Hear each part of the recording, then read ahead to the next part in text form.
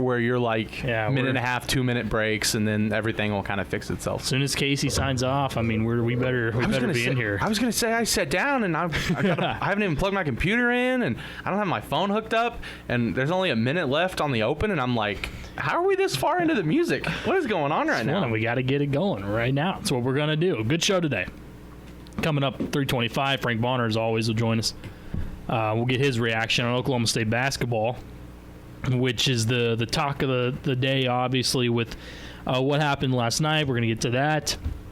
And plenty of stuff coming out of the NFL still here as well that we're going to get to, and college football too. We know the championship game is set, and we'll give you some reaction on what we thought as well with the playoff matches that went down, because there's definitely plenty of that too. But last night, Oklahoma State, West Virginia, we went into this game talking about, first of all, I mean, it's no secret. We win this game, and you've got two really, really solid wins that are back-to-back. And I think that's what makes it would make it even more impressive. Mm-hmm. Not only is it wins, but it's like, hey, we turned around, and you're able to knock off West Virginia after doing so to Texas Tech, and it would have looked really, really good. And then you come out in that game, and you're feeling pretty solid in that first half and then into the second half. I mean, they outplayed and got out to an early lead, and were really dominating in almost every area, especially in that first half.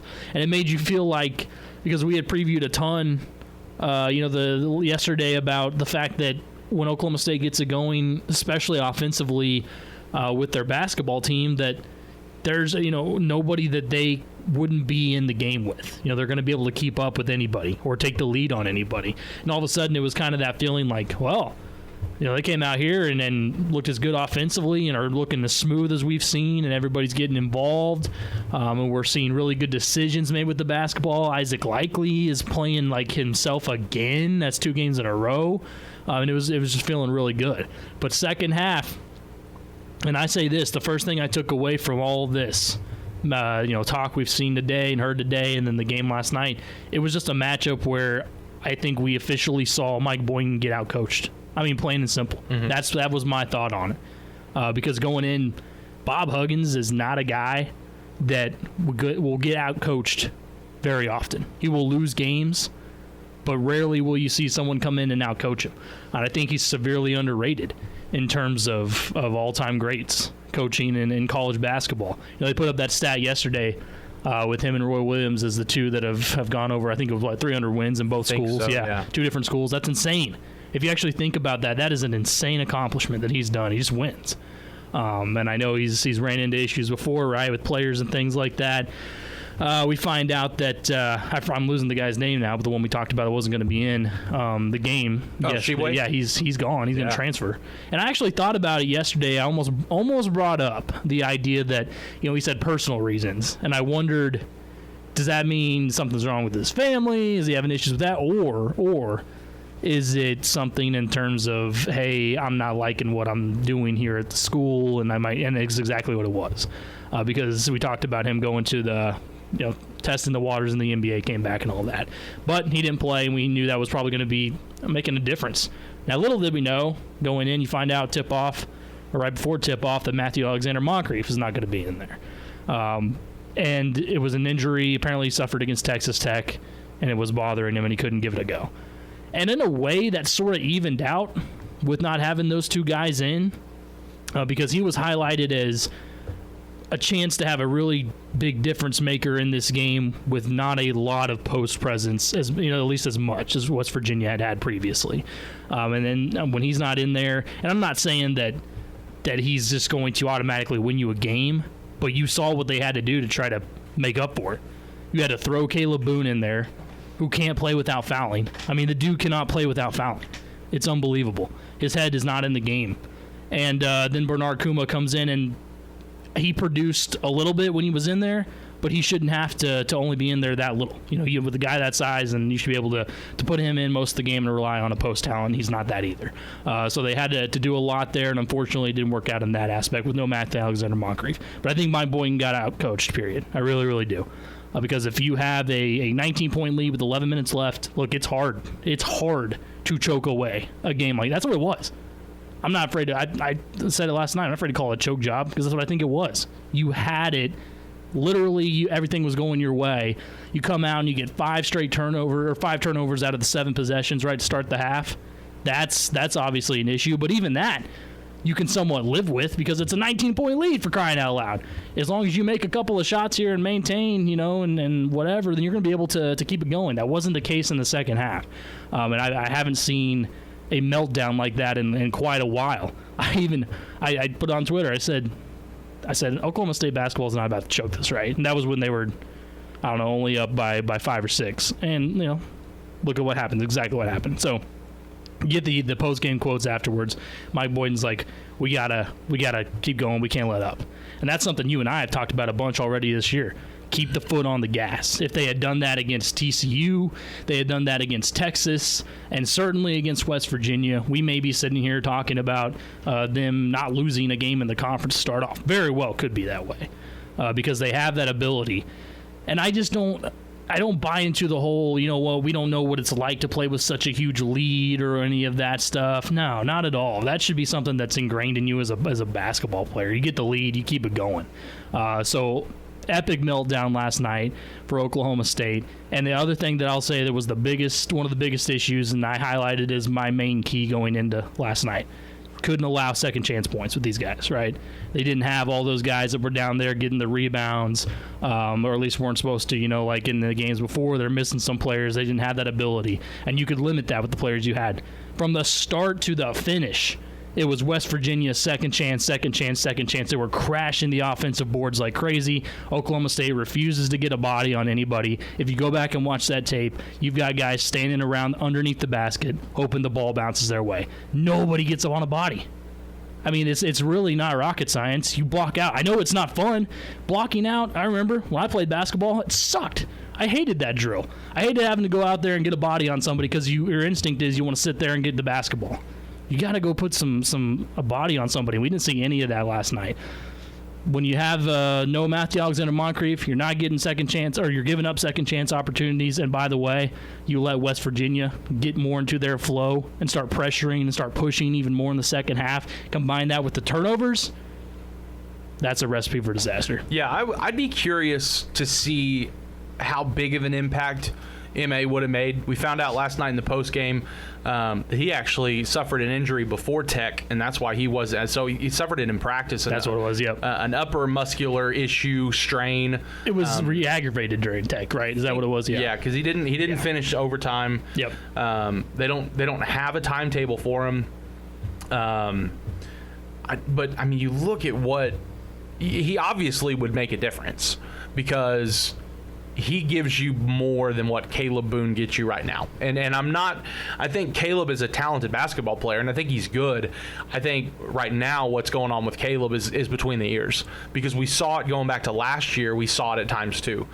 We saw where he comes out and he's physical and he's getting blocks and he's not fouling and he's pulling down rebounds and he's scoring 9 to 13 points a game and he's playing really, really well.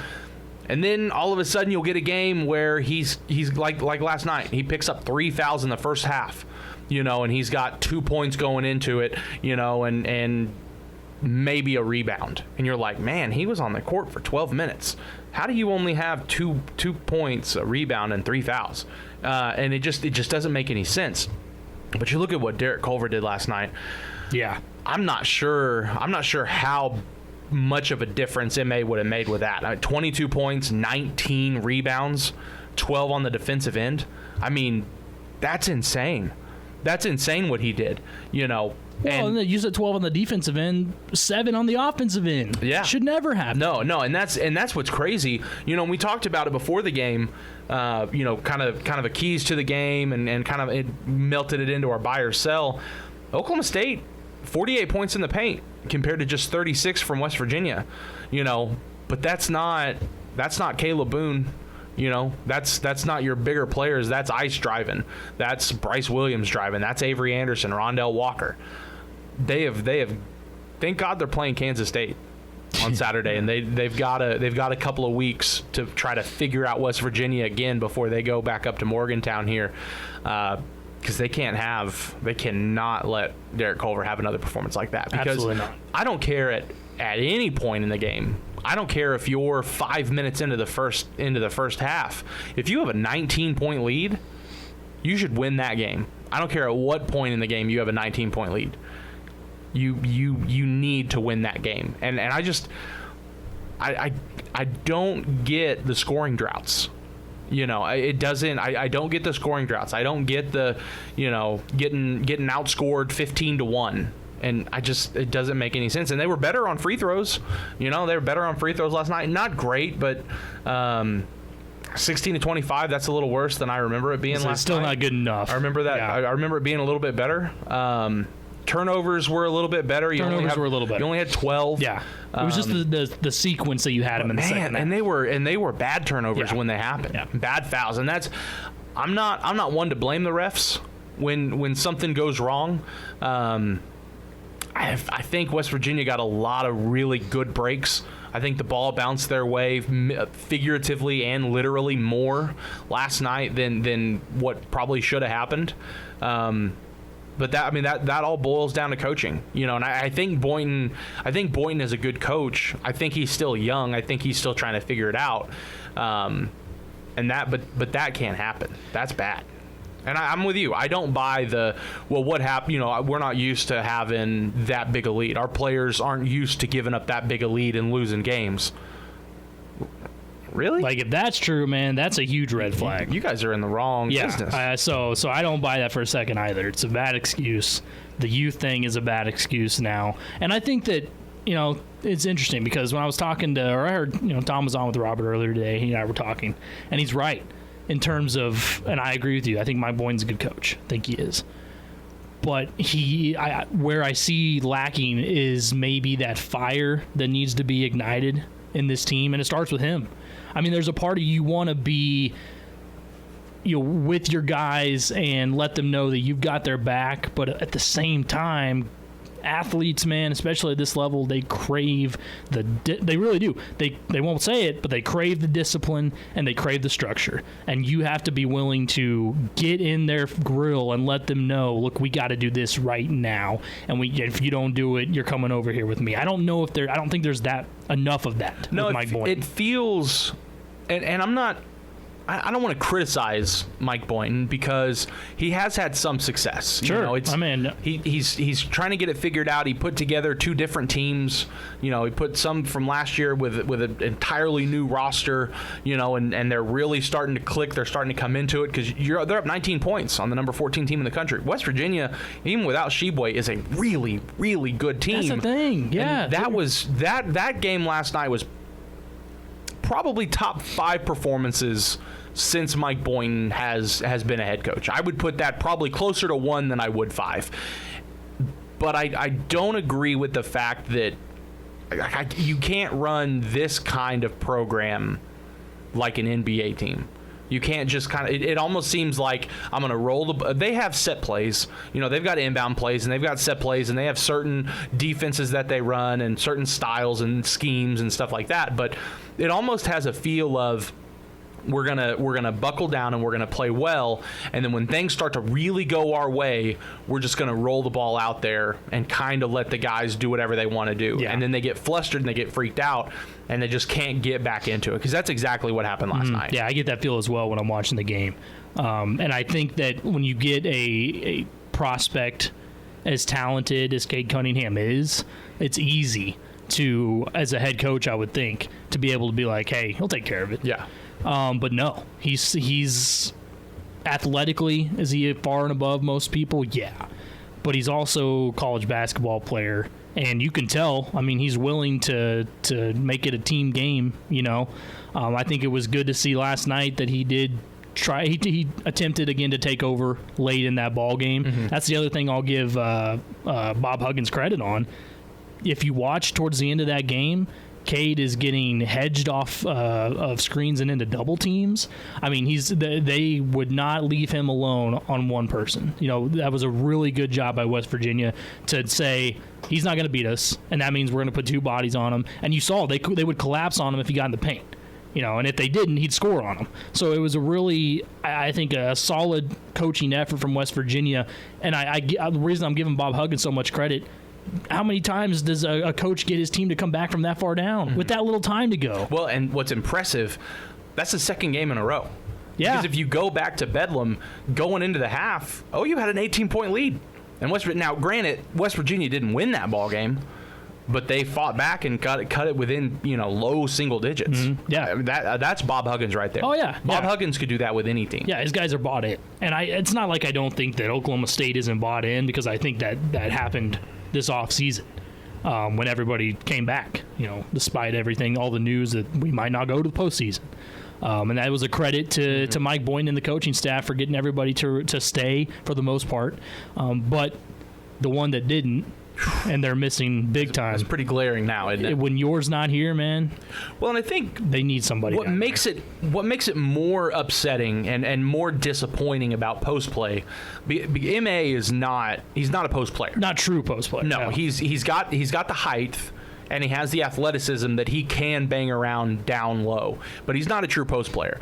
What makes Yorane more disappointing is the fact that heading into this, we heard how good Caleb Boone was and the progression that he had made. And at times we see it, but go back to that Texas Tech game, and the one play that sticks out all season long for me, and it'll probably stick in my head until Caleb Boone is gone, unless he really, really turns a corner. Gone as in graduated. Sorry, don't. He's not transferring. But he comes down with a rebound against Texas Tech. It's a fast break, and everyone is virtually on the other end of the court. He comes down with it, stands up, and gets the ball ripped away from him by a guard. And it was almost like he had no idea what happened, and then turned to the ref and tried to cry foul. And then like that right there, he had that issue last year, but he wasn't coming down with those. He wasn't coming down with those rebounds. This was a wide open. He comes down with it, turns around, and before it was just embarrassing. And that's what we're seeing so far. He has his moments where, it's like, oh, okay, that's good. But then he'll pick up 2 or 3 quick fouls. He's not going up strong for rebounds. He's not finishing on layups. It's mental. It's in between his ears, and until he gets that situated, I think you're going to have more situations like that last night. Well, I think the ability is there. No, there's no doubt. And I'm like you. I see it when he's out there on the floor, and it's like every time he gets down there and gets a touch, and when he does convert at times, or when he's grabbing rebounds or putting back shots, it's like, man, that's what you want to see. Yeah. Now, if he could do that consistently, but again, it's the foul trouble. He can't guard without fouling, and then on top of that, like you said, the little things. Being strong with the basketball. That's something that, as you mentioned, is not. It should be fixed by now.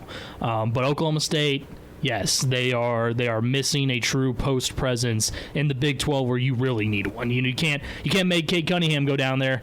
He's got to be up top, and he's got to be your guy. He can't go down there and post up all game. Moncrief isn't your true post player, and they're really, really missing Yorane style player for sure. Well, and you look at the box. I know we got to get to a break because we got to get Frank here. But you look at the box. Caleb finished with 4 rebounds, 4 points in 14 and a half minutes. Yeah. When he is your lone post player with MA being out, I get that Kuma came in and probably had his most productive minutes, but he's not a Division I starting center. He's not a Division I backup center yet. He's still got a ways to try to, like, if Boynton had it his way, I'm sure they would rather redshirt Kuma this year to get him just get him in the weight room.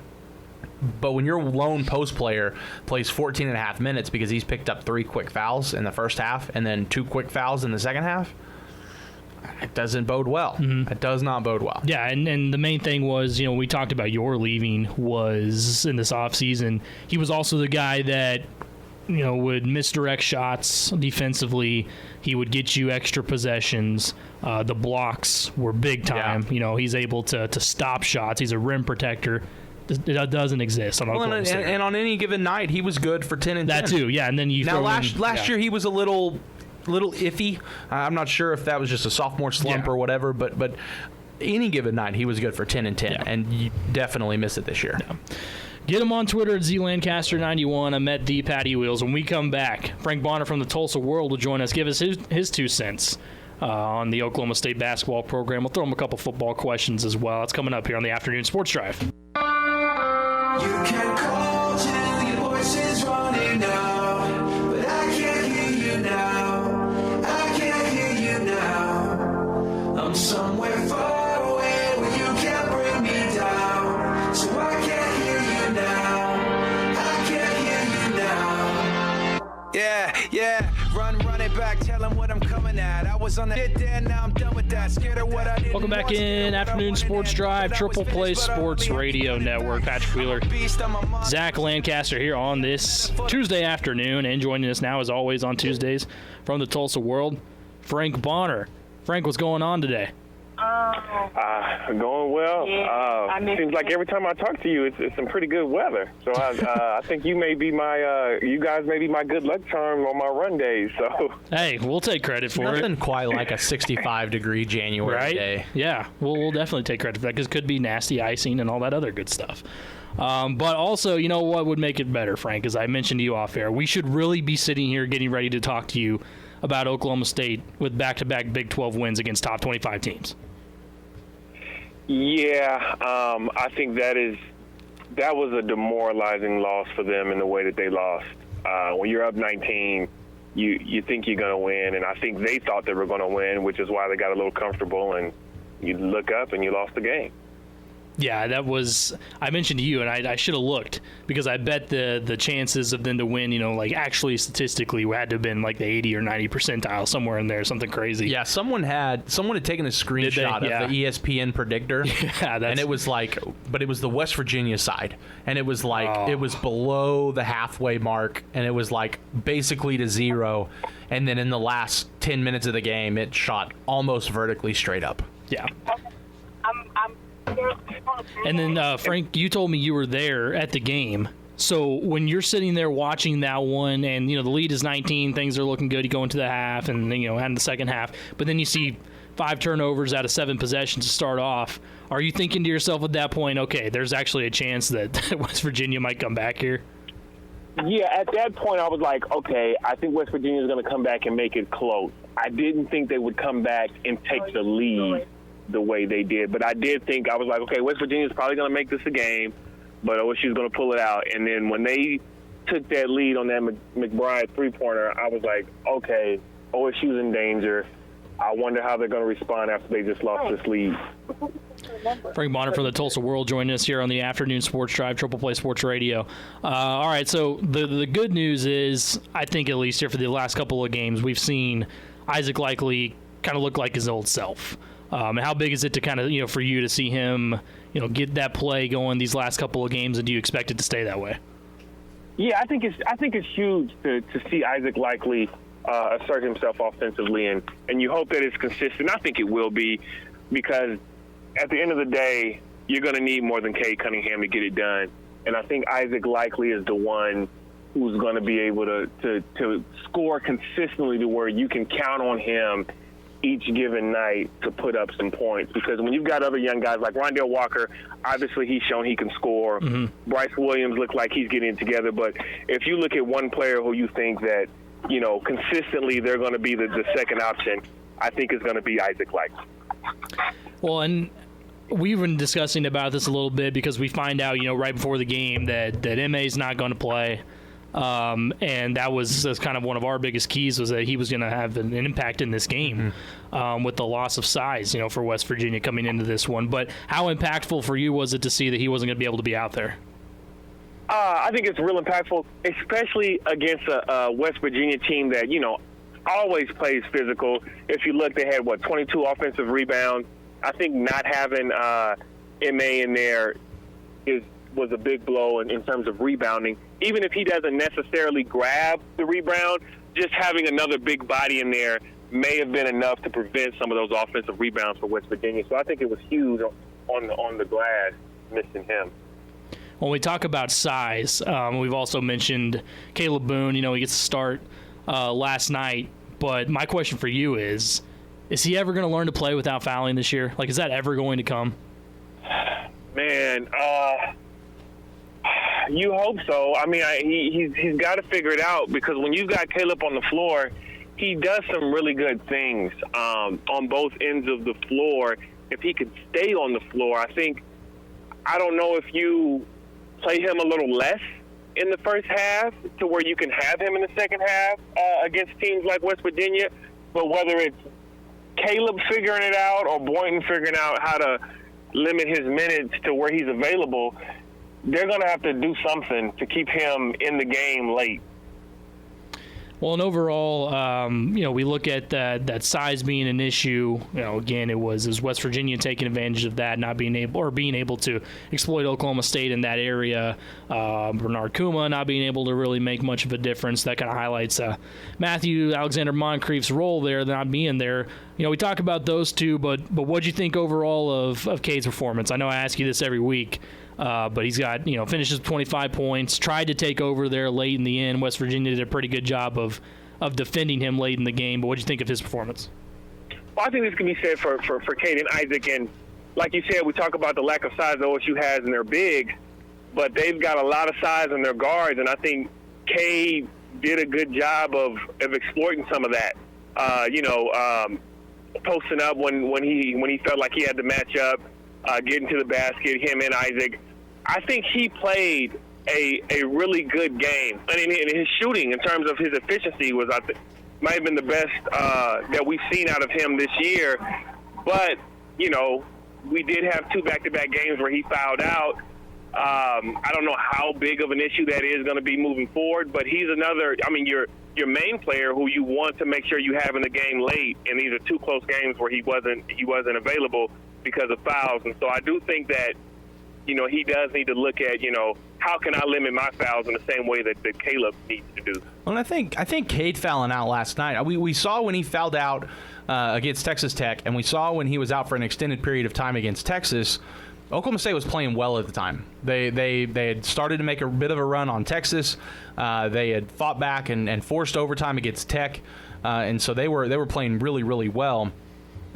But we see Cade go out against a really talented team who had just erased a near 20-point deficit, had taken, their largest lead of the game with 4 points with a little over 3 minutes left to go in the game.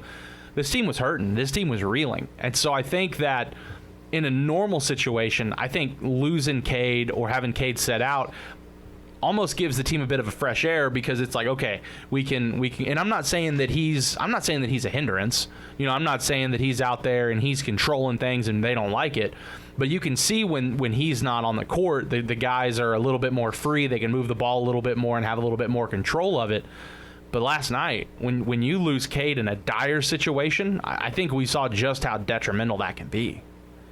Yeah, and I think, to your point, if you lose him, with minutes left or so on, like they did against Texas Tech, the flow of the offense can still happen. Yeah, that confidence. But there. When you got 31 seconds left and you're in a situation where offensively you're going to need to have a go-to guy to either tie or win you the game, you prefer that guy to be Cade. And so when Cade's not in there, the team may feel a little bit flustered at the end on that last possession because our go-to guy is not on the court. Yeah, no, I think you're completely right on that too. It's just not – the flow has been there at times, but you always would rather have him on the floor. That's for sure. Frank Bonner from the Tulsa World joined us here on the Afternoon Sports Drive. Frank, is this team ever going to get the free throw shooting down? I don't think they'll ever be, one of the top free throw shooters in the league. I do think they can improve a little, but I think they're always going to have some free throw troubles. But honestly, their biggest issue, and we've seen this some last year and some this year, is the scoring droughts. I mean, we talked about it last night. Free throws or not, you wouldn't need to hit a number of free throws down the stretch if you don't have scoring droughts towards the end of games. And I don't know what that's about. And this is a small sample size, right? They're 10 games in. But I'm kind of looking at this team and last year's team in terms of the scoring droughts. OSU has got to figure out how not to do that late in games, especially when you've got so much offensive talent on this team. I think the number, correct me if I'm wrong, Zach, but I think the number is in these conference games so far, they've lost by a total of 7 points, something like that. Yeah. So you look at the finals and these losses here, Frank, with that number, and we talk about the growth of this team. When it reaches that point of, okay, we can finish games because I think it's coming. But do you agree with that? Do you expect Oklahoma State to get to that point where they're over the hump in these tight games? Because we know there will be plenty more of them in Big 12 play. Yeah, I do, and I do think there is something to what Boynton said. And he was like, if you look at this roster, this is probably the first time ever for a lot of them that they blew a 19-point lead. And so for a young team like this, when you're up 19, in your mind, obviously you think you're giving it your all and everything, but subconsciously you probably think this game is already over. Like, this game is a wrap. And I think for a lot of these young guys playing in the Big 12, they're going to realize that it doesn't matter if we're up 8 with 2.5 minutes left or up 19 with 11 minutes left. We've got to play like it's a one-possession game for the entire game. And I think they're going to get that. I think, yeah, and we talked about, Patrick and I, we talked a little bit about it yesterday, and we kind of hit on it today. I'm not sure how much you can use the youth excuse anymore. And maybe not excuse, but you can't use youth as a reason to say, okay, well, this is why this happened, this or why this happened. These guys are good enough that they should be able to overcome a run like West Virginia had. Now, I guess it's going to kind of sound like talking out of both sides of my mouth. I will give them the benefit of the doubt that this is a very young team, and they're going up against a very experienced team, and not only an experienced team, but an experienced team led by easily a Hall of Fame coach, or one of the best coaches to really ever do it in Bob Huggins. So I mean, that in itself is really tough to go up against. But you would have to think that by now some of these lessons have already been learned, and that they're good enough that they should be able to hit a couple of buckets, and to not let some fouls or some turnovers fluster them. But that wasn't the case. Yeah, and I think, OSU, and like we said, it's still early, but you don't want to get into a situation, because like if you look at their schedule, they could have easily won every conference game that they played. Mm-hmm. But eventually you are going to come what your record is. And so if you're in a lot of these close games but you don't win enough of them, then you're going to be perceived as a team that isn't as good as people within the program may think you are, people who cover the program close. And so the bottom line is, yeah, they've got a lot of potential, they've got a lot of talent, but you have to get wins in the win column in order for people to see that. And so I'm assuming they're going to get that together, because if you're in close games against all these teams, Texas, West Virginia, you can win, right? I mean, I think you go into that locker room, they believe they can win. They just got to figure it out. Yeah, and at what point, when you're talking about, well, they get right there, they just can't get over the hump. We've kind of seen that the past couple of years, and I would say that this is arguably a better, probably the most talented team that Boynton has had. Certainly the most athletic. But I think in terms of potential, and I think in terms of talent, this is it. And so if we see, basketball lends itself to a freshman right out of high school making a massive impact, better than any other sport, maybe other than baseball. You could probably see a 17-year-old, freshman out of high school go out and dominate on the mound or do well in the batter's box. But basketball, you're not going to see true freshmen in football play that well that much. You're not really going to see it in too many other sports. But basketball, you can have a true freshman really take over. And this team has one of the best freshmen in the country, and it has some really talented other freshmen that's going to be the face of this program for the next 3 or 4 years. But if this is how the season goes, and this again, like we talked about yesterday, this is another eggs before they hatch, horse before the cart thing, or cart before the horse. But at what point do you stop looking at the guys and say, well, you guys can't get over the hump? At what point do you say, well, maybe they weren't prepared well enough? And I'm not trying to accuse Boynton or the coaching staff, because this is a really talented coaching staff. But I think it's a valid point to look at. At what point do we stop saying, okay, well, maybe this team isn't talented enough, because this team is very talented. Yeah, and I think you bring up a valid point, and I would say, honestly, by the time you get into the middle of the conference schedule is when you can start questioning that in terms of, how many games they've been able to win, because by the middle of the conference schedule, obviously there's still going to be more growth for every team, once you get to the midpoint. But that team kind of starts to show itself as kind of who it is. Now, I say that, but then we look at last year's team, and in the middle of the conference schedule, they weren't playing well at all, and then they ended it strong. And so, the same thing could happen here.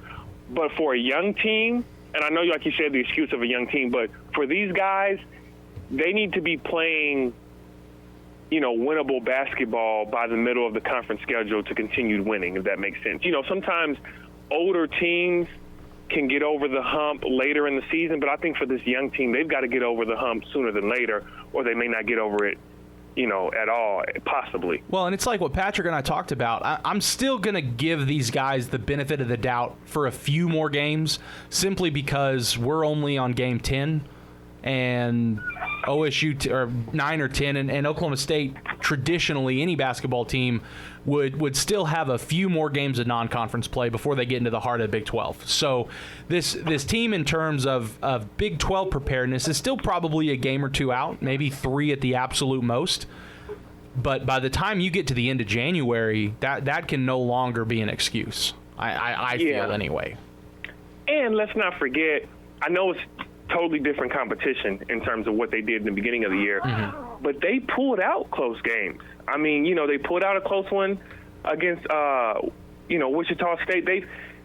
They've done it already, and so it's not like they're in a situation where they feel they don't know how to do it. Like, they've done it, and obviously they're doing it against bigger competition. But I kind of look at it as, no matter who you're playing, if you're in the game late, the names on the jersey don't matter in terms of, if you're in the game late, you should feel like you can win just like you beat Wichita State or anybody else, especially when you're up 19. And so I do think they do have that to draw on. Even though it's different competition, I do think there is something to say that they've won close games already. Frank Bonner from the Tulsa World joined us here on the Afternoon Sports Drive. All right, Frank, is Kansas State this Saturday a good bounce-back opportunity here for Oklahoma State? Yeah, I think it is. And it's kind of got to be after a loss like that. I think they're going to come out, and I'm going to say they win by double digits. Okay. Yeah, I'd like to hear that. I think I can give it that, too. Let me flip you over to college football here real quick before we let you go. We find out last night, I guess. A very frustrating time to find out. Right. It was like when it rains, it pours, I guess, for Oklahoma State. When they found out that Jim Knowles reportedly interviewed for the Illinois defensive coordinator job. Does that surprise you? Yeah, it didn't surprise me that they wanted him. I mean, I don't think it definitely doesn't surprise me that that he's being sought after the year he had. Sure. But assuming that, if you take the interview, you are thinking about leaving, that's what my assumption would be. If you take the interview, it is surprising. It would definitely be surprising if he left this situation for Illinois. That part is surprising. Speaking of surprise, were you surprised or not surprised, I guess, to see Landon Wolf end up announcing he's going to transfer? Yeah, I was. Just because, OSU is losing Dylan Stoner. They're losing Tylen Wallace. That receiver room has a lot of talent on it still, but there are some spots that can open up for guys to be more prominent in the offense who may not have been otherwise. And I thought Landon Wolf could have been one of those guys. And so to see him leave at this time when you're losing other receivers, did surprise me. All right, I love to get predictions from you. And since we got the Heisman tonight, then we have the national championship game next Monday, so you'll be on right after that with us. So I need your Heisman winner, and then who wins the national championship between Alabama or Ohio State.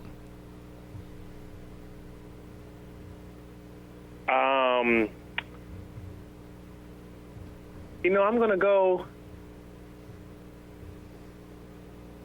Alabama wins the Heisman, loses the championship. Okay. All All right. So if Yeah. Alabama wins the Heisman, so is it Devontae Smith or Mac Jones? Mac Jones. Personally, I would argue Devontae Smith, but quarterback is the quarterback. Mm-hmm. With the Heisman and the NFL MVP, quarterback always gets the nod. So I'm going to go Mac Jones, but they lose the championship to Ohio State. Wouldn't that be fitting if Ohio State won the championship? You got him with 6 games. That's not fair. They obliterated Clemson. They're probably going to – I don't think they're going to destroy Alabama. But I tend to lean with Frank. I think they have a better chance than any of the other 2 teams to win a national championship, and I think they got a good shot at it, yeah. It'd certainly be nice to see Alabama lose. Yeah, right, and then there's that. But I wouldn't have said this before the Clemson game about Ohio State, but I mean, my goodness, like you've got to kind of turn them into your favorite after that, right? Yeah.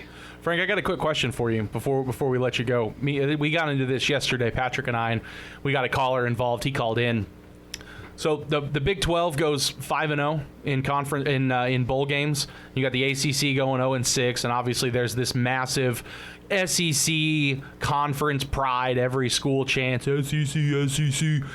So it was we had posed the question like I would assume you're a Big 10 guy, Indiana, right? So yeah. In terms of Indiana, right? Indiana, let's say they win a bowl game or they're done playing their rival. Do you actively root for other Big 10 teams to win? And not even in terms of payout. Okay, well, you won this many bowl games. We're going to pay this much money, and the more success you have, the more TV dollars you get. Do you sit down? Who is Indiana's main rival? Well, the main rival is Purdue. So let's say you sit down and you beat Purdue in a football game, and you turn around the next week and Indiana's they got an off week and Purdue's playing. Let's say they're playing a non-conference game. Do you actively sit down and say, I want Purdue to win this game because they're Big Ten? And Frank, that's based off of because I saw it all over social media, particularly over the weekend with the bowl games and everything, that you had all these people that can't stand each other, fan bases can't stand each other during the season because they're Big 12 against Big 12. But when it comes to bowl games, it's like, oh, Big 12 is all together, and all of a sudden I'm rooting for every OSU team in the Big fans 12. Don't cheer for OU. So where do you fall on that? Well, I'm going to take this conversation, because once I kind of got into this job, a lot of that fandom kind of fell off a bit in terms of conference. But yeah. I'm going to take this assuming, strictly from a fan perspective. I would say that I don't, but the reality is when Purdue basketball had a chance to make it to the Final Four, I found myself rooting for them, even if I didn't necessarily want, you know what I mean? Like I found myself wanting Purdue to go as far as they could. Interesting. I'm glad we got another angle for it, because when Buddy Hield was at OU, I didn't find myself rooting for them to make a championship. I really didn't, man. I don't know. And partly it's because I really liked Carson Edwards. Yeah. And so that had a lot to do with it. But it depends, because I wouldn't say the same about Ohio State. I mean, I know I just picked Ohio State to win the national championship or whatever, but when I was a fan, coming up in high school, I always thought Ohio State got the benefit of the doubt. In a similar way to how a lot of people feel about Texas in the Big 12. And so I never really rooted for Ohio State, but because Purdue is kind of like, was kind of like the Cinderella little guy story at the time, I root for certain Big 10 teams, not all of them. I'll just leave it at that. Okay, I think we can live with that a little bit. It's an interesting. Can't. You're not a true fan, Frank. You don't love sports. It's an interesting take. I love to see where people fall on the aisle on that. For sure. Frank, good stuff as always. Thanks for giving us some of your time, man. We'll talk to you next week and see if your prediction came true on the college football championship game. Yeah, it was good to see you last night, Frank. It's been too long. Oh, yeah, right. Glad to see you back to covering live sports again. Oh, for sure. Those stairs sucked. I wasn't a fan of the stairs, but it was good to be back.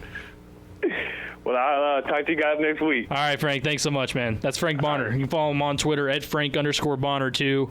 Covers Oklahoma State for the Tulsa World. Good stuff. Loophole. I was using my water last night because the media entrance is now like the main entrance. You can no longer go through that southwest lobby. Gotcha. They've got that for like TV and Palm, and so like I up those steps, which really sucked.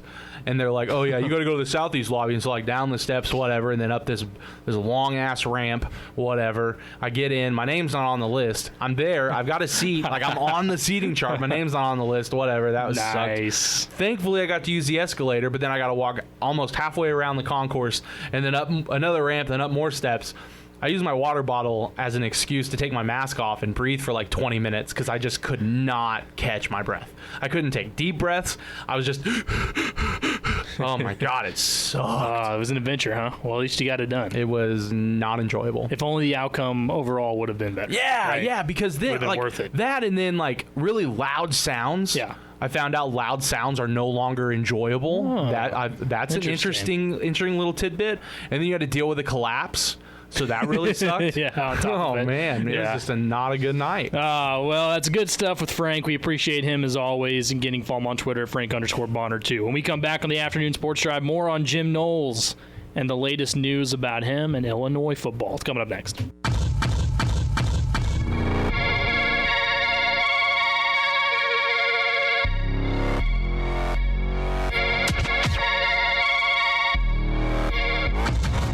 Whoa. Staring as I go, I gave until my soul hurt, and never told them so.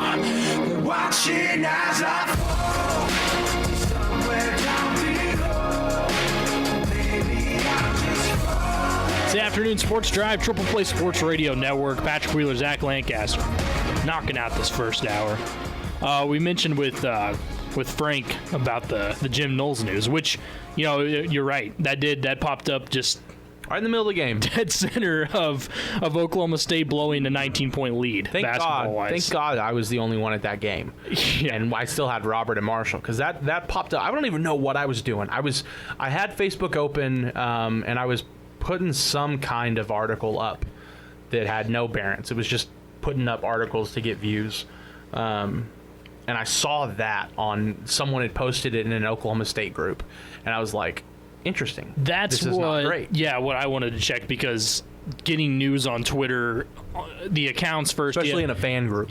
Well, yeah, and you have to make sure that, okay, is this a legitimate account? Am I seeing this in other sources I know I can trust? Right. And at the time, no, not quite, but then it did start to. Well, yeah, because out. I remember when. I can't remember what the guy's name was, but it was before Gundy hired Sean Gleason last season. It was the Washington State offensive coordinator, and I can't for the life of me remember what his name was. But there were reports that he was being interviewed and that he really wanted that job. And that turned out to be so bogus. Well, did you see yesterday ESPN had put up a story of they fell for a fake Adam Schefter Twitter account about Chan Gailey with the Dolphins getting fired. And they were like, whoops, that's not the real Adam Schefter. Yeah. I'll tell you, I haven't reported on stuff, but I will say seeing that fake blue check mark that's really a normal check mark or a blue number 1. Barry McCockner. I fall for it. He's the guy, right? He's like the main troll that famously got so many people. Yeah, it's crazy. You got to watch out for that stuff on Twitter. So I was checking to make sure that was real, and then found out today, for sure. You know, he's interviewing with Illinois. Now, people got to remember, interview doesn't mean he's gone. No. You know, it just means you basically test the waters, see what's out there. And I immediately thought, regardless if it was true or not, immediately said that's a money thing. I thought that, you know, from the beginning, that it has to do with dollars, and that's it. Because if you're talking about Illinois and you're talking about Oklahoma State, and you're talking about defense and overall winning, your best chance of that absolutely is Oklahoma State. Like, not even close, right? You're going to have a better shot of reaching your goals with Oklahoma State than you would with Illinois. And so that's why it made me immediately think, you know what, they threw him some numbers as well and said, here's what we would be willing to offer and ready to offer. And if it's attractive enough, he goes. And look, here's my thing. It's the defense spectacular for the most part this season, and players would ride or die, right, for Jim Knowles. Like, they love what he does. And I think he would do that. He would at least attempt to do that wherever he goes. Now, he also ran into some really good players here, right, with Oklahoma State, and he's a big part of that.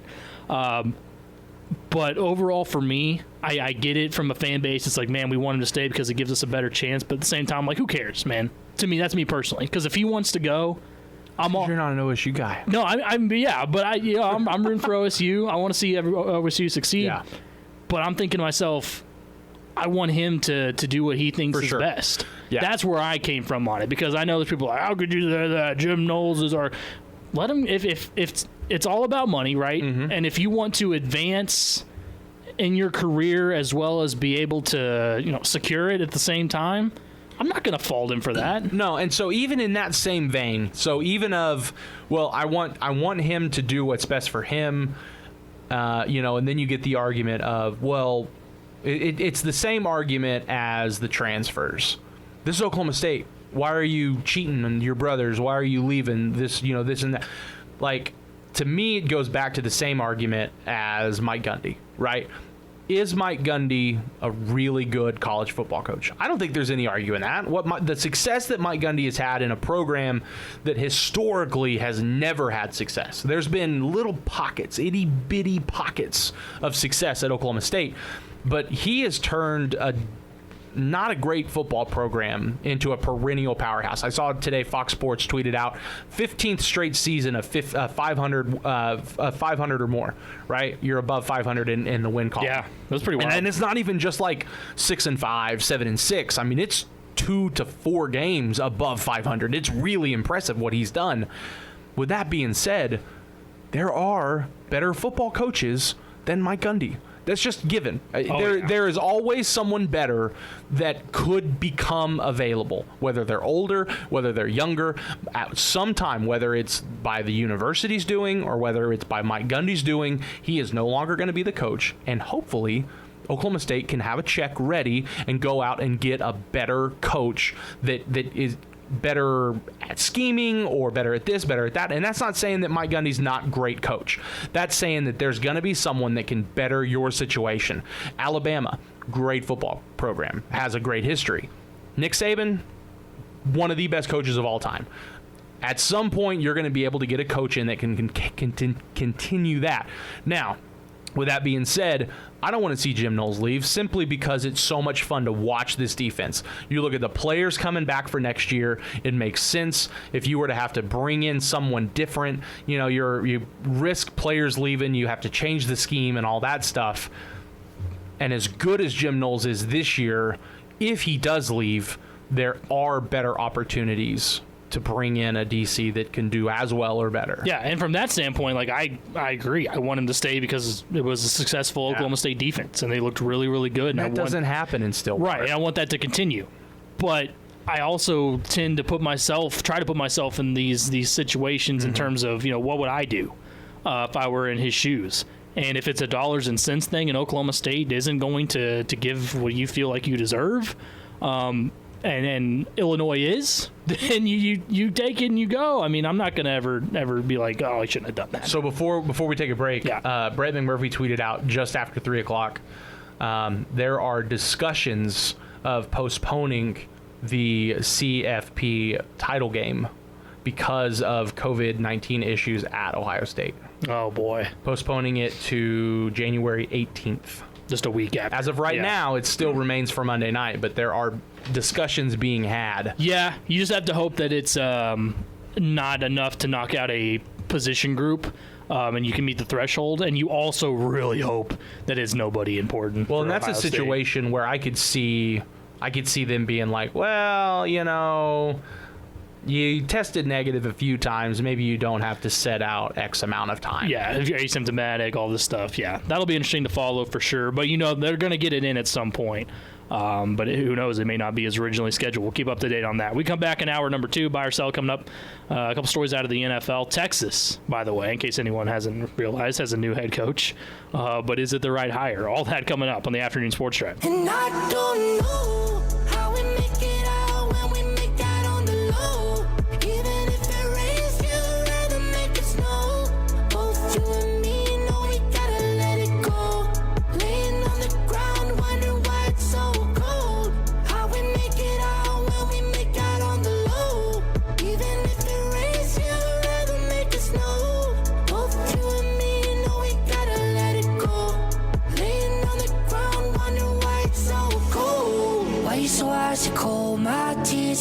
trip.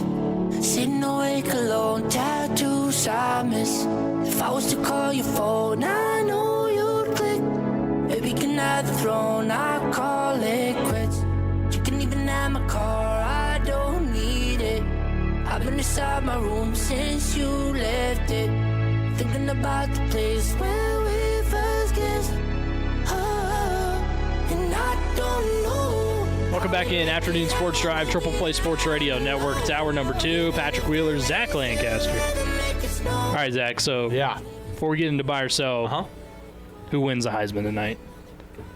We got Trevor Lawrence. We got Mac Jones. It's going to be Mac Jones. Really? We I got think Devontae so. Smith. Devontae Smith is really good, and I think there's players, like you go back to Ndamukong Suh, you know, I don't know if he deserved to win the Heisman, but he was really, really good. There's certain players that get sent to the Heisman ceremonies now that deserve to win it, but it's going to be a quarterback, and it's probably going to be Mac Jones simply because of, I mean, he's good, but he plays for Alabama. Well, and so I'll disagree because, and I really do think this, not just devil's advocate here, but I actually was. You can go back and it was funny because Jason, you know, when we were doing the Orange Nation show, he would give me crap about it because I was on the Kyle Trask train. And I thought for a while, he was looking like. You agree with Dan Mullen being the PFF? No, coach now of the year, that I don't don't. you? That's insane. All right, Dan Mullen's an idiot, and he proved that. Well, he already did before the game. Really proved it. And now. before the bowl game, but man, after that it was even worse. Like, dude, just take a beating. You know, it's Yeah, like we crazy. got It's beat. crazy how many times coaches can't do that. They can't just accept that we actually just got beat. Because it looks worse, I think, to an employer of that horrible guess. excuse than just, you know what, we got beat. I'm sorry. Yeah. You don't want to lose your job. Yeah. That's cool and all, but don't make an ass of yourself. Yeah, well, he did that multiple times this year. We'll get. We're definitely going to get more on Dan Mullen sometime this week because he drove me crazy. But Kyle Trask, I was like, man, he's the guy. He's going to win the Heisman. I really do think that. He played really well. And he was leading Florida, who I thought maybe had the real chance of knocking off Alabama. Obviously, didn't happen. And he's one of the finalists, but he's not going to win. I think Devontae Smith's going to win. I hope he does. He's favored in Vegas, and I think he will take it home. And the main reason, I'll say this, if Jalen Waddle were still healthy for Alabama and didn't get injured and, you know, went this whole season good, it would be Mac Jones. You know, but with Jalen Waddle out, the production for Devontae Smith went even, you know, higher, went through the roof because he was the main guy. And what he's done, it doesn't take long to watch anything that he does, and you're like, this is a, you know, last year was a great example. I'm sitting there at the quarterback position watching Joe Burrow, and I'm saying this is a pro quarterback in college football, and he actually is making everybody else look like they are at a level below him. The same thing with Devontae Smith this year. He is next level, man. He goes up, makes catches that you're not supposed to make. And he's an elite route runner, speed, obviously, hands, and I think what he has brought to the team. Yes, Mac Jones incredible, and the reason Mac Jones might maybe have a slight edge to some people is because he proved everybody wrong this year, right? There were a lot of people that weren't necessarily believing that he was going to be the guy to get Alabama back to where they weren't last year. Now they're here, thanks to him. But Devontae Smith is a game changer. When's the last time was it Derrick Henry, the last non-quarterback to win the Heisman? 2015, I think. Double check that. That might be right. I'll look it up. But I get the whole, and I agree. But for the NFL, absolutely, we'll probably never see a non-quarterback win the MVP. Yeah. So he, and what's crazy about it is, you had Mark Ingram win it. Yeah. In 2009. Yep. Then it was Newton, Griffin, Manziel, Winston, Mariota. Quarterback. And then Derrick Henry. Yeah. Then Lamar Jackson, Baker Mayfield. Yeah. Kyler Murray, Joe Burrow. Yeah. Quarterback. That's why I think we're finally going to see it switch around. I hope so, because I think Devontae Smith deserves it. But Alabama, bottom line, they're 100% back. And we'll get to some college football championship picks later on, too. We'll probably have to do that tomorrow because I want to see if Tom has any interest to throw out a pick with us. Do you think he will? Yeah, probably not. This is me nodding my head for those, or shaking my head for those of you that are wondering. I'm still going to ask him. Still going to make Oh, yeah, we're putting him on the spot. I love putting Tom on the spot. Where he's like, he Especially- has to answer. You think I'm going to give you an answer, Yardbird? Love Tom. Oh, good stuff. Good stuff from Tommy D. He'll be on with us tomorrow. Make sure you don't miss out on that. All right, let's get into this. Are you buying? I'd buy that for $1. Or are you selling? You pick up the phone and you sell. This is Buy or Sell on the Afternoon Sports Drive. Make money, make money. Buy or sell afternoon sports drive, Triple Play Sports Radio. All right, Zach, you're first today. Look at you, remember. I know. I got it I was down. all set. I got it down. And you brought it up to Frank. Yeah. This was one of your questions to Frank. Oklahoma State. They're off the week, which I think is going to be this is huge mentally for this team to have the week off, to really try to figure out what the hell happened against West Virginia and how to fix it. But they got Kansas State this coming Saturday. With that, so and I think the first 3 games of the conference play really plays into it as well, because like you said, they lose the first 2 games by combined 4 points. They knock off a talented Texas Tech team on the road in overtime. That was really impressive. And even though they had probably one of the worst collapses an Oklahoma State's team had in a while, they still played the number 14 team in the country to a few points at the end of the game and had a chance to probably win. But with that loss, with the motivation and everything, Oklahoma State seems to be clicking.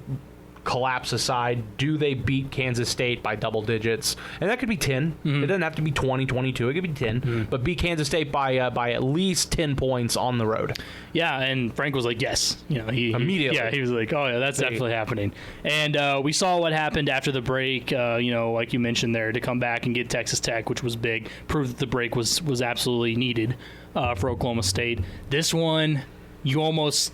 I think it might somewhat be beneficial had they had another game coming up quickly, because it would have been like you didn't have time to think on this one. Mm-hmm. However, I would want Oklahoma State to think on this one, because have to. This one just stings, man. Especially with the youth. Yeah, exactly. And you need it to be a learning tool, which I'm sure it will be. But you want to go into the Kansas State game and take it all out on them. And I think Kansas State is the type of team that you can do that against. They're not great by any means. They're not even that good by any means this year. I mean, we got to remember, Fort Hays State came in and said, "Hey, we're going to take you to town," and they did. But it is the Big 12, and the Big 12 loves to beat up on each other, except in the postseason when the fan bases all join hands. Big 12, Big 12, Big 12. That's exactly right. But during the season, which doesn't even have a ring to it. No. SEC. You got to have 3 syllables. Yeah, and Big 12. ESPN does the whole, when they do the SEC chant, you can hear it like echoed in the back. They've edited it really well, where it's like the whole world is doing it. Turn the parabolics around exactly. a little bit. Yeah, it's good stuff. Sheesh. Back to your question. Yeah. Big 12. I think that they win, but I don't think it's by double digits. Okay. And I will be probably a little disappointed if that comes true, because I think it's super doable. And I will say this. I would put, and I know right now you look at it and say, whoa, look at their Big 12 record, but look what they've done in these games. I would put Oklahoma State up against a lot of teams, man. Yeah. I mean, you'll go through the top 25. They can beat Kentucky. Everybody can beat Kentucky. It's fun to say, isn't it? Yeah. But you put them up against any team. Look in the ACC, look in the SEC, wherever, Power 5 schools, top 25. And I'm saying they might not win, but I don't think they'll get blown out by anybody. Maybe Gonzaga. Gonzaga is just, and maybe Iowa. Those pencil two teams, Gonzaga in right now. Those two teams really set themselves apart to me, and I wouldn't even stand a chance against Gonzaga, which was crazy. So maybe other than that, but I think they would play. So I'm going to say that they do win, but I'm expecting it to be maybe a little closer than we all think. Yeah, I'm gonna buy it simply because, and I'm going to agree with Frank. I think they have to. Now Kansas State, they are not the same team. They got beat by. I don't remember who it was now. Fort Hays State. Fort Hays State, yep. They're not the same team that got beat by Fort Hays State. And I think Boynton said it last night in the postgame that they're probably the best. I think he said they were the best defensive team in the Big 12. I don't know if I would go as far as that. I think that's a little bit of coach speak. He's like setting the fan base up. Listen, if we lose, they're the best defensive team in the conference. Well, maybe it will help because, like we talked about, Chris Webber did coach Ice and Cade. Bruce Weber. Bruce Weber. That's right. Yeah. I'm sorry, thinking of the I didn't mean to correct No, you. You're right. Chris Webber. Who's that? That's a guy. Right? Michigan basketball player, wasn't it? He was the Fab Five. Yeah, I got his name mixed up there. But does that help? Is he coming in this game like, hey, we've seen what they can do. We can defend these guys. I think you can I think you can. I think I could agree with that because it is the Big 12. I don't care how good or how bad a team is. The Big 12 always has a game that just jumps up and bites you, and you don't know what the hell happened. You don't know what's going on, but you lost the game, and oh my God. I think that they have to with how they played against TCU, with how they played against Texas, with the win they had against Texas Tech, with the way they played against West Virginia, barring the 19-point collapse. Even the final minute and a half to 2 minutes, they still showed some good amount of fight. You know, if they hadn't been up 19 points, you're watching the end of that game and you're on the edge of your seat. You're like, oh my God, this game is super exciting. But you add, well, we had the 15.1 run, whatever. So I think they have to go into this game and they have to win. I think they're good enough to do it. I think especially if they get MA back. Now, we don't know how severe that injury is. We don't know how long it's going to keep him out. It might not. It might. But you've got to get it through Caleb Boone's head that you have to play aggressive the entire game, but you can't play carelessly aggressive. Yeah, you can't smart. pick up quick fouls. Yeah. We have to continue to see Ice play the way he does. If we get another Texas Tech and another West Virginia performance out of Ice against I think if Ice plays that way against the rest of the schedule, I think you're going to win at least 70% of those games. Well, and because it's just so impressive. That's what made the loss to me worse, was because not only was it 19-point, you come back all that, but it was the performance that Ice and K gave together. Yeah. Like, we wanted to see that all year, and we did. We were like, that is a seriously dangerous backcourt. 45 points between two players. When they do that, you don't lose. You go back, there's a couple of anomalies, but you go back through a couple of seasons, there haven't been too many opportunities where Oklahoma State has had two players combine for at least 40 points. And I think throughout the rest of the season, I think you're going to see that if they continue. Now, they've got to figure the collapse out. That was detriment. They have to figure out how that happened, why it happened, and how to fix it moving forward. But I think there's a better than not chance that every single night you're going to have at least two players combined for 40 points. The way they're going. I mean, you look at Avery, he's getting a little bit better. You look at what Bryce Williams can do. Rondell Walker, we've seen him get close a few times to that. Cade is going to put up I think moving forward, you're going to see anywhere between 19 and 30 points from Cade, just because he has to. He's able to do it, and we've seen him turn it on. And then we see Ice, I think, anywhere between 18 and 30 points every single night. They've got to figure out the collapse, but yeah, I think they beat Kansas State by at least 10. I really hope they do. And you kind of hit on it there. So mine is first one, buy or sell. Oklahoma State wins that game last night if Matthew Alexander Moncrief is in the ball game. That's a fun what if, and right? And I love him. Yeah, what if. I'll buy it, but I can also argue for a sell as well, because I think a lot of people, myself included, I think Boynton probably went into it as well. Now, and they know better than anyone that any given night someone can just go off. But missing Sheboy, and I know Isaiah Cottrell isn't Derek Culver, and he's not even Sheboy. He's just, I think he was like a 1.5 is what he was averaging before he tore his Achilles. But you're down two bigs. You only have one. I don't think anybody expected Derek Culver to do what he did last night. So if you have the same now, and it's kind of unfair to do because Derek Culver probably doesn't have the same performance if you have another athletic body down low to disrupt shots, to disrupt rebounds and stuff like that. But I think MA could give you enough if he were healthy. Not like we knew that he got injured before Texas Tech and he re-aggravated it at Tech. But if he didn't have a chance of re-aggravating an injury and he had, like a Texas game, I think he could give you enough because you only lost by 3. And I think he disrupts enough and he gives you enough down low that he could probably help you get to that win. Now, could you overcome... And it depends on when they would come, but could you overcome a rookie mistake like MA has had in the past couple games? Is that enough to overcome? So I'll buy it, but I can argue why I would sell as well. Yeah, I would buy if I knew that he was 100% healthy. Yeah. Because I think he would do enough. He is the type of guy that if you're not finding points, he can get you a quick basket. Yeah. That's something that he can break up a run a little bit. And certainly defensively, he could have made a difference. I mean, that's the biggest thing. You had really, again, no presence, no consistent presence down low, Dable, and at the same time, stopping offensive rebounds. Well, and here's a thought. Does he provide enough down low to where he can take pressure off of Caleb Boone? Because at this point, at least mentally and physically as well, but for sure mentally, I don't think Caleb Boone is prepared to be that number one guy. He's not prepared to be Mr. It. And so does MA being in there, does that allow some of the pressure to be pulled off of Caleb? Because it almost, to me, it almost feels like that he just crumbles under the pressure. I have all this immense pressure on me to dominate Derek Culver, to disrupt shots, to haul in 15 rebounds a game and to put up 12 to 13 points a game. But he's not there yet. So does MA allow some of that pressure to be lifted off of Caleb Boone? Yeah. And he might. I think it's a good point because he does a lot more than just what we see on the surface there. But I really, really did think that it was an opportunity for him to score mostly because of you talked about with the players absent for West Virginia. They could have exploited that with him. He's athletic enough that he would have made a difference if he was healthy too at the same time. So with him, but with not having, I mean, we can beat on this all day, but with not having a solid presence down there, it's we wouldn't have got this far into the conversation if Tom had been here. Oh no, we definitely would. I love it. Yeah. All right, so this one's up your alley. Yep. My second one, Pittsburgh.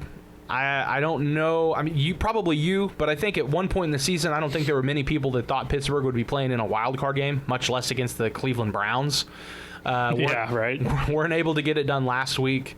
Got close. Weren't able to get past the Browns, and I know that some starters were out. Obviously, Big Ben didn't play. But I feel like that's a big enough boost for Cleveland. Does buy or sell Pittsburgh gets out of the first round against Cleveland, or do they get knocked out? Yeah, I think it's got the potential to be the best game we see with this wild card matchup, and it's the Browns. First of all, I love to every single year harp on how terrible they are because they really are usually next level terrible. Yeah. And I don't mind calling Baker Mayfield out pretty much all the time when he's no right. one minds that. Yeah, but this year he's played better, certainly, especially towards the end of the season. I thought the performance against the Ravens was one of the better ones we've seen. That was a classic game. He did a great job, and he's picked up a lot of slack, and it's pretty coincidental that kind of the second Odell Beckham Jr. went down, things started to click for this offense. Look at that however you want. But give credit to Baker. We did find out today Kevin Stefanski tested positive for COVID, so he'll be coaching virtually, which I don't know how big of a difference that'll have. I think he's really, really influential on this team, so that'll be interesting as well. I'm not ready to buy into Cleveland. And I said that this year. I think they're much better. I think they're on the rise. Baker has shown promise. But there's still a lot of holes in his game. I'm sorry, but there still is. And they don't have enough to overcome Pittsburgh. Now, Pittsburgh, I mean, they were 11-0 and just collapsed. Yeah. I mean, that was a bad collapse. Yeah. They didn't look good in those losses. Last week they throw in Mason Rudolph, right? So you don't necessarily expect them to win against a team that's starting everybody for Cleveland. That's good enough this year. But Big Ben coming back. The reason why also I think they win, I don't know how much longer Big Ben's going to go. I really, really don't. He doesn't look like a guy that's going to be able to last all that much longer at quarterback position in the NFL. He looks hobbled a little bit, I'm going to be honest. But I think he does enough. He's got the weapons. The question is, can this defense get back to what they have been for the most part of this season? Because they were, during that 11-game stretch, elite defensively. Nobody was doing anything against them. This is a solid, one of the best, if not the best, run teams in Cleveland. Kareem Hunt and Nick Chubb, they will run over anybody. And I think that sort of includes Pittsburgh, but they're going to have to try to limit that a little bit. So I think Pittsburgh wins. I think it's a close game. It's an exciting game. It would be an awesome story for Browns fans to be like, not only did we finally get in the playoffs, but we beat the Steelers and we get to advance, and then we'll lose in the next round whoever we play. But we're going to beat the Steelers. So while I think that'd be a great story, Pittsburgh and Big Ben is going to do just enough to get past them. Yeah, I'm the same way. I'm going to buy that. I also don't know if I feel that this moment is going to be too big for Cleveland. Mm-hmm. You know, this is their first playoff game, and God, I don't even know how long. It's a really long time. Cleveland has just been so terrible for so long. And they've played well. You know, they've done enough this year. They've played well enough. Baker has done enough this year, which has really kind of surprised me because while he's not Johnny Manziel, so I didn't expect the off the field issues, I really didn't expect him to be able to rise up as he has this year. But I think this moment's going to be a little too big for Cleveland across the board. Management, coaches, you know, the coaching staff, players. I think it's just going to be a little too much. I think Big Ben is going to do just enough, like you said. I think he's going to have enough left in this tank. I think they're going to be able to do it. Big Ben's been there over and over. Baker Mayfield has not. One of the youngest quarterbacks to win a Super Bowl. Baker hasn't. No. And then to answer your question, 2002 was the last time the Browns, which by the way seems like a billion years ago. It was 11 years old. Yeah. So it's been a nice part of our lives and many others. Kids, and what blows my mind, there are kids out there right now that have never witnessed a Browns playoff game. And that terrifies me. That's the future of the country, ladies and gentlemen. Yep. Group of kids that's never seen the Browns in the playoffs. Yeah. The Browns are just hoping they show that classic jersey of all the quarterback names. They're just hoping they can end it with Baker. You know that if at some point in his career, God forbid anybody here, but if Baker can somehow take the Browns to the Super Bowl, they're going to take advantage and sell shirts and hats. Oh, big time. And I'll tell you right now, I'd probably buy one. That would be Baker good. took the Browns to the Super Bowl. That would be good stuff. You know what? Speaking of the Browns, last thing here. So Colin Cowherd has been probably the most outspoken critic of Baker Mayfield. You know, almost it's literally become a meme sort of thing. And we find out that the last play there in that game that the Browns called to get Baker on the run and seal that win last week was called Maserati. And that goes back to Colin Cowherd, who called Baker Mayfield a Mazda and not a Maserati. He was comparing them to cars, one of his classic comparison type things. And so they had that play ready to go, called it Maserati because of that, and it just made me think. It's funny because all the time, especially pro athletes, we always hear, well, I don't know. I don't listen to the noise, man. Those guys talk. I don't listen to them. Baker Mayfield Come on now. is probably one of the 5% of NFL football players that probably wakes up and Googles his name every single morning. I was going to say, he makes me think of the guy that he's probably the type of guy that actually does turn on Colin Cowherd. Sits there and he's like, he sets his alarm for 20 minutes earlier than he normally would, just so he can scan Twitter and Google himself. And what kind of noise did they say about me yesterday? That percentage is higher than a lot of us think, though, and pro athletes. I really do. Well, and I'm 29. Yes, 29. So I'm right in the middle of the age of football players right now. But I think this generation of football players, and especially the younger players that are in college right now, and then the high school players that are coming up, I don't think this generation of football players, 29 and younger, are going to be able to stay away from it. Because and it's social media. We are in a well, why would you say that about me? This is a me generation, and you can't just take criticism and I'm the same way. I'm horrible about it. I don't want to hear people say something bad about me, bad about my work, whatever. And so I know that they are prima donnas. They are alter egos. They are egos. If someone says something bad about them, they're gonna rise up, and I think it's just gonna get a lot worse. No, I'm with you on that for sure. We come back here. I'll throw you my last buy or sell, and then we'll get to what we learned coming up here on the Afternoon Sports Drive. I don't wanna wait for our life to be over. You happen, but you take it how you left it. This is give and take. Take your time, take me under. I wanna know, but you show me what I'm missing. In the play down in Southern California, running in the streets all day. I guess some of us just gotta learn the hard way. Don't give a damn what nobody gotta say. We just sell it now. I don't wanna wait for our life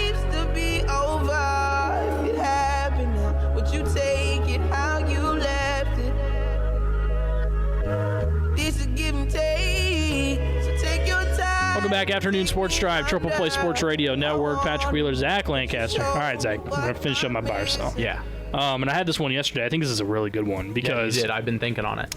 I wrote a piece on it too yesterday because and I'll get into what exactly that was about in just a minute. But the Chargers were one of the teams to celebrate Black Monday in the NFL, and they chopped off Anthony Lynn as the head coach. And anyone that listened to me this season knew how fed up I was with Anthony Lynn and that's coming from Chiefs fans, same division. Chargers are so close to really, really being good in the NFL, man. We know Justin Herbert just went crazy. He's setting rookie records all day, which was fun to watch. But Anthony Lynn held them back consistently, game in and game out. We kept seeing just the stupidest decisions being made. He wasn't even going to go with Justin Herbert to begin the year. It took Tyrod Taylor getting his lung collapsed and stabbed by his own team doctor to get him in, which is still wild. So all that being said, he's gone. He finished 7-9 this year. The Chargers do. Now, his first year he came in, they went 12-4, found themselves in the playoffs, and everyone was like, "Oh, the Chargers are back. We got Anthony Lynn." Dealt with the quarterback change and all that. We know he's gone. Whoever becomes the head coach, whoever it is, buy or sell that the Chargers next season find themselves in a playoff So spot. if that is the question, then I'll sell it. Whoever the coach is. Okay. If I gave you a specific name, though, you might change. I'll buy with a stipulation. Okay. Any coach but Jason Garrett.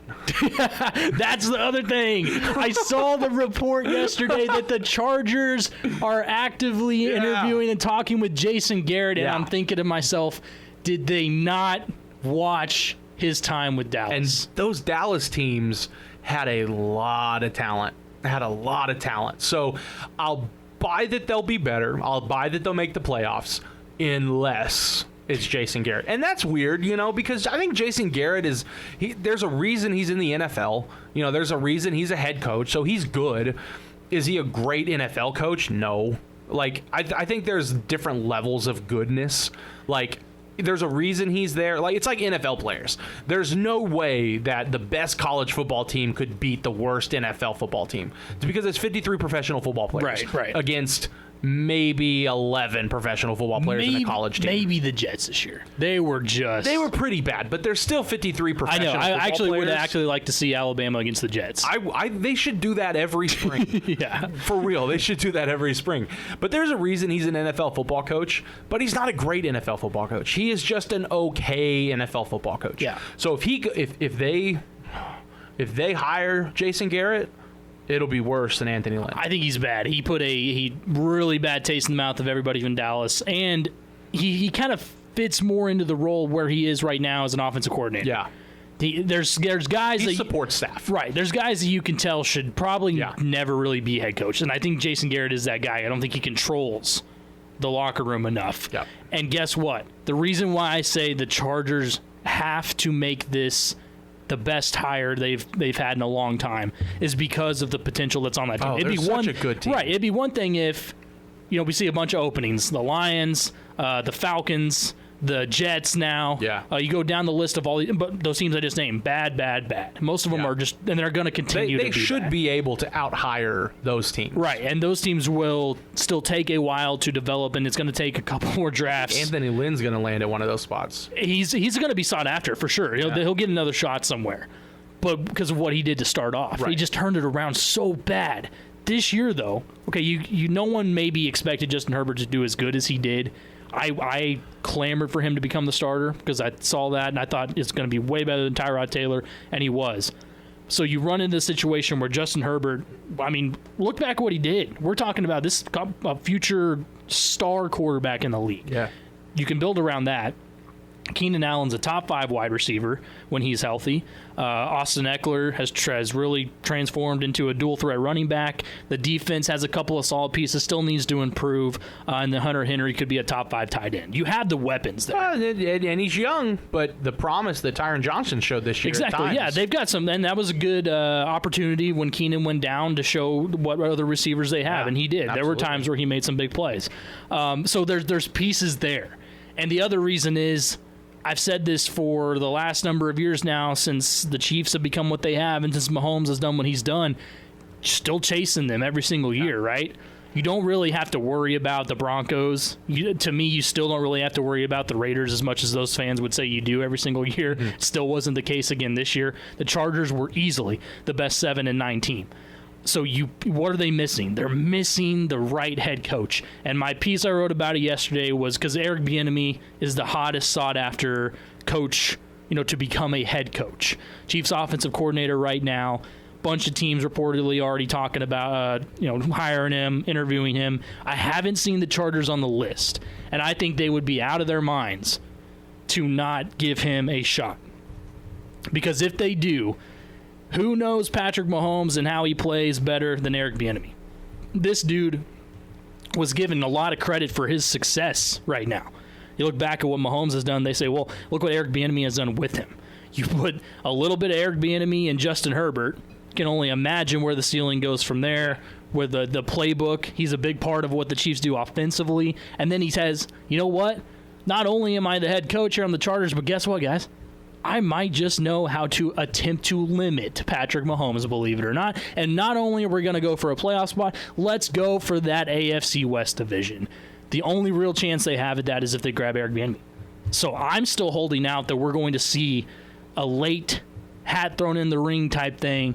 They bring him in. It would just make too much sense. Now, I could see the Chargers organization being like, overthinking it and not doing it, and doing something stupid like grabbing Jason Garrett, which I think would just be a disaster. But you don't run into a quarterback very often like Justin Herbert. You have to utilize his talent. And what better way than Eric Bieniemy coming in with everything he's done in Kansas City? I think he's your dark horse situation here. He might come out of nowhere. If he does, and you know what? I'll say it for you. I'm just going to buy it because I think even if Jason, that's crazy, but even if Jason Garrett comes in, the talent on that team, there's so much of it. They're going to find a way to make a playoff spot next year. Look back at the games this year where they only lost by a touchdown or less. Right. They were there so many times. A lot of it, though, literally, there's been a few times where we can say players, messed up here, messed up there. But a lot of it was head coach decisions, and that shouldn't be happening on a team like the Chargers. So I'm going to buy it. I think we see them in the playoffs, and I think they're a team in these next few years they're really going to have to watch out for in the NFL with whoever they hire. But hopefully for their sake, it's Eric Bieniemy. We come back on the afternoon sports drive. We're going to get into what we learned to round out this Tuesday. That's next.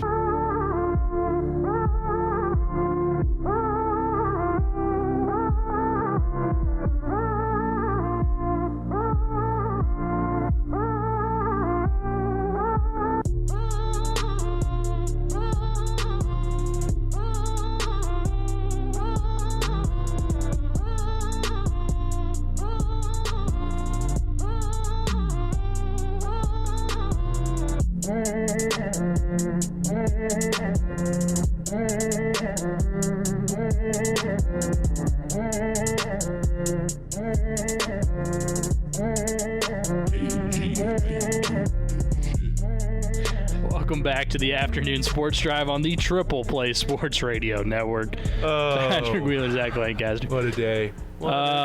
Good stuff on the show. It's been a great show here on this Tuesday. We're rounding it out. And you know what? I always feel like, so on Wednesdays when Tom comes on, you and I basically have to kind of mentally prepare ourselves beforehand. Just got to get ready for it, It's coming. I'm going home tonight. And I'm going to record a podcast with Marshall. But before and after I do that, I'm going to sit here and I'm going to think of purely hypothetical situations. Like, does Oklahoma State beat West Virginia if they have MA in the game?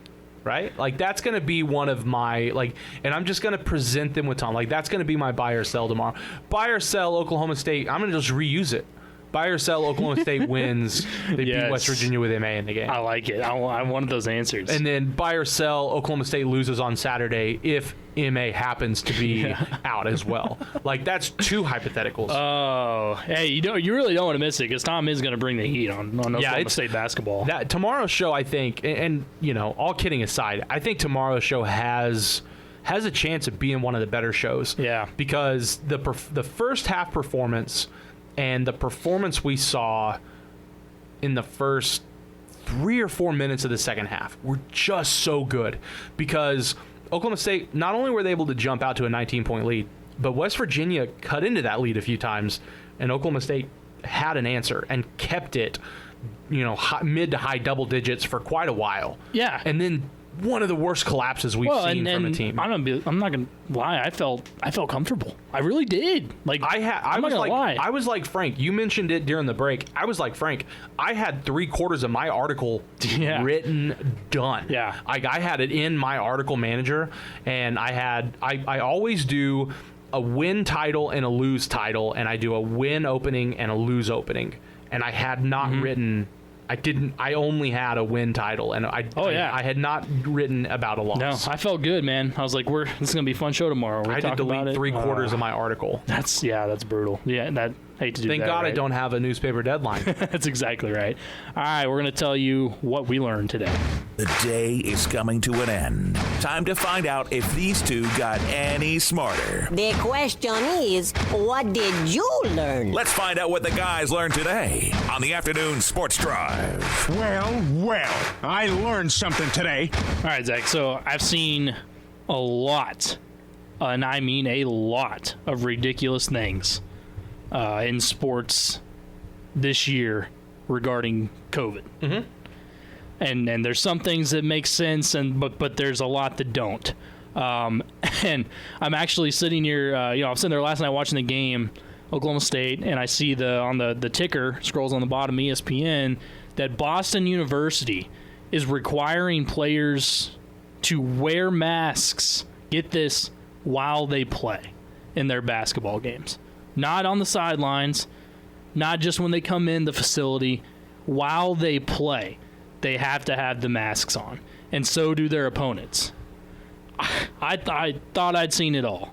And apparently, I read into it, apparently there's multiple, haven't been men's teams, I guess, but there's been multiple women's teams that have considered the same idea. I think it was DePaul, if I remember correctly, that the coach put up a vote with his players and said, if you want to, do it, and they voted no. But I see this, and I'm thinking, how can that be safe? It's one thing to, and I'll be honest, I really get tired of wearing it when I'm out and about because I'm like, man, this is just, it's still uncomfortable to me. Yeah, but you're not sprinting up and that's the thing. Court. That's what I'm saying. Yeah. Can you imagine when it's a full-on cardio sport? I'll attest to it. I'm a little out of shape, but I'm still trying to get over COVID. I'm still trying to get stamina back. I walked up some stairs. I walked through a parking lot, through in a gymnasium, and up maybe 6, 7 steps. And I was winded for about 20 minutes. When that mask on, it was so. And I'm not. Don't take that as, well, you couldn't breathe with a mask on. It's not a medical condition. That's why I'm not supposed to wear a mask. Like, I was winded, and if you're sucking air and you're winded, it is so hard to breathe with a mask on. A piece of cloth in front of your mouth is tough, and that's why I still think it's ridiculous that players on the sidelines got to wear it. Yeah. I think it's ridiculous that the coaches have to wear it. And you can see, watch Mike Boynton the whole time. It's down because he wants to be able to get. And how can you get your voice out there? Like, I get it. It's ridiculous. You guys have been tested. Yep. They've all been cleared. They've all been around each other. The referees, the opposing teams. There is nobody that's coming within a 15-minute, high contact, whatever they call it, period of you during that game. Makes no sense. Same with the NFL, all these sports where the coaches have to wear them. That's one thing, and it's ridiculous. It's cosmetic theater. This is taking cosmetic theater to the next level. Yeah. Virtue signaling, all this stuff.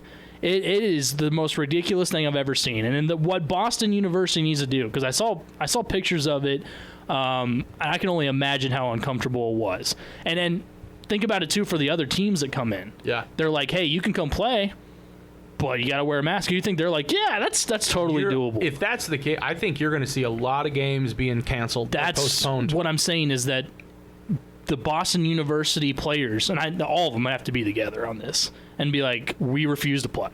We're not going to play if we have to do this absolutely stupid. And here's the other thing. It'd be making somewhat sense. Yeah.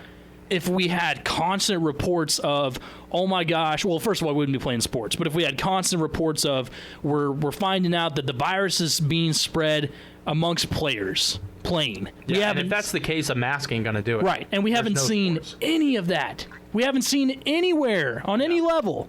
And yet, this is coming in, and we're coming at it right now, sitting here at the college basketball season, and it's nothing but pure cosmetic theater. There's no sense behind it. And so, if Boston University, the players, they really want this to stop, they should all come together and say, we're not going to play. And that forces them, the administration, to be like, well, either we're going to cancel the season or we'll let them go ahead and do it. Because, oh, by the way, every other team in America, we know they've had COVID issues, right? Some teams are dealing with COVID issues, but there's still no scientific data to show that any of it has been passed within a sport. It's insane. It blows my mind that common sense is just such a rare thing these days. Yeah, and that's the thing is, like, masks, I think masks work.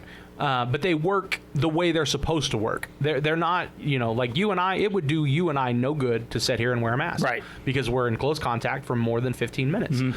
It makes no sense. It makes perfect sense to wear them to grocery stores and to other shopping centers if you need to get a shirt or whatever. But, like, it makes no sense. If you're playing basketball, that's a long time. That's a 2-hour limit. That's a 2-hour window where you are sweating, bleeding, and rubbing up on other guys and other women. A mask ain't gonna save you from trying to catch COVID. your breath, man, going down the court. I mean, just imagine. I'm sitting in a chair and I couldn't do it. It's insane. It sucked, and I'm a proponent of them. I think people should wear masks when you're out at the grocery store or whenever you're doing whatever you need to do. Like, I'm a proponent. I get it, but damn. Hey, I've seen a lot of ridiculous things. Like I said, That's one of them. That tops it probably. That's almost as ridiculous as UConn being the national champion. Yeah, exactly. That might have topped it for me. Yeah. And I hate to say this, but would I be surprised if something else even more ridiculous happens before it's It'll over? happen. Yeah, no.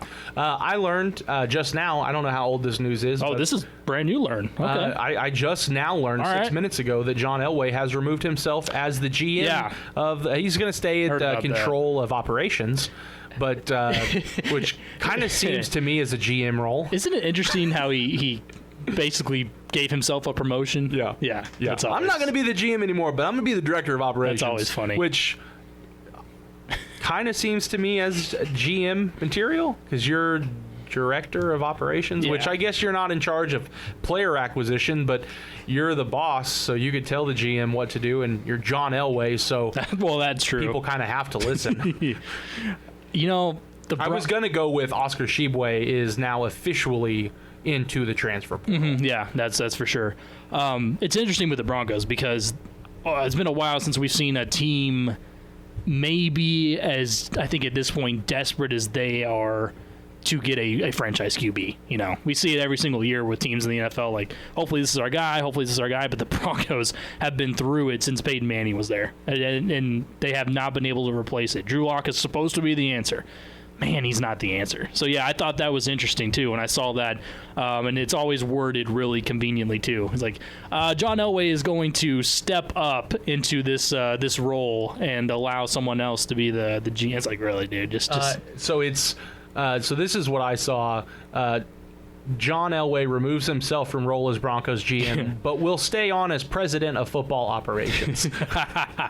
Oh, classic. That's good stuff from old John there. Sheesh. I thought he was going to have to come into a game this year against the Saints when they had no quarterbacks. He would have done better than what the Broncos have. That was brutal. That was absolutely brutal. At that point, just continue to play your practice squad wide receiver that happened to throw a football in college or high school. Yeah, that's why I'm like, and I'm so proud of the NFL for what they did and getting to this point. Really, really amazing job. But that was one of the times where I was like, you screwed the pooch on that one. Just cancel the game. Like, I get you don't want to cancel a game.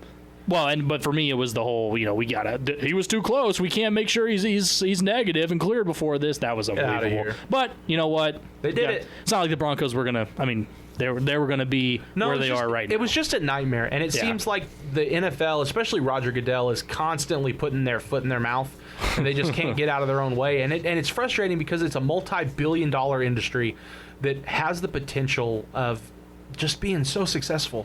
Yeah. And it's embarrassing. And I think that's what was also pretty impressive so far this year. We'll end it with this, is the ratings have been out again.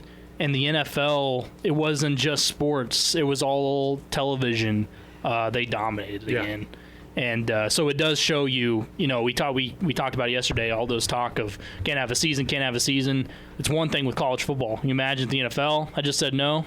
With everything they bring in, no way. There'd be a lot of businesses go belly up, not even related to football. Yeah. Like OSU football keeps a lot of Stillwater businesses, well, most OSU sports keep a lot of businesses in business. Mm-hmm. But the NFL, I mean, that's the entire city. That's why I give them a ton of credit for literally never. I don't think they ever considered it. The NFL still sucks, but kudos to them. They definitely still have their issues. I mean, I don't want anybody to be like, oh, Patrick's just he loves Roger Goodell. He's a huge Roger Goodell fan. I see you're wearing your NFL Shield hat today. I am. Yeah, I actually am. I'm rocking the NFL brand logo. Yeah, so right. Yeah. Well, Rob Lowe. Rob Lowe. Just classic. the NFL Shield. Classic. I want to give me one of them hats. That's just so good. You a fan of NFL team? No, the NFL. Hey man, I like football. The NFL. Yeah, it's my football team. Sports. Awesome. That's gonna do it for us here on the Afternoon Sports Drive. Big thank you to Frank Bonner. Appreciate him as always. Don't forget again, tomorrow Tom Dorado will join us on Wednesday. Should be a great show. That's Zach Lancaster. I'm Patrick Wheeler. Everyone have a fantastic Tuesday night.